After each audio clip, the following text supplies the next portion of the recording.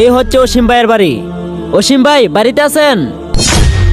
হ্যাঁ ভাই, বাড়িতে আছি। আরে আসসালামু আলাইকুম তামজিদ ভাই। ওয়ালাইকুম সালাম ভাই।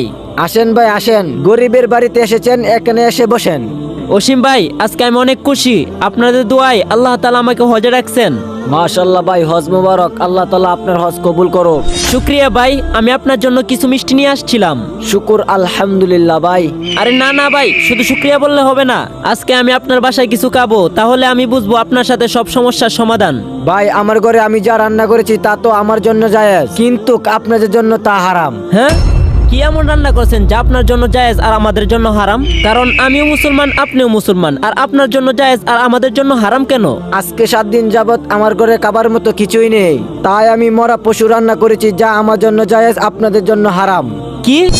হে আল্লাহ, আমি অনেক বড় ভুল করে ফেলছি, আমাকে ক্ষমা করে দেন। আমার প্রতিবেশী এদিকে না খেয়ে মরে আর আমি এত টাকা দিয়ে হজে যাচ্ছি।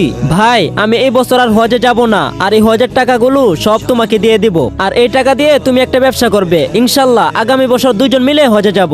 সবাই কমেন্টে সুবহানাল্লাহ বলে যাবেন। ভিডিওটি ভালো লাগলে সবাই চ্যানেলটি সাবস্ক্রাইব করুন।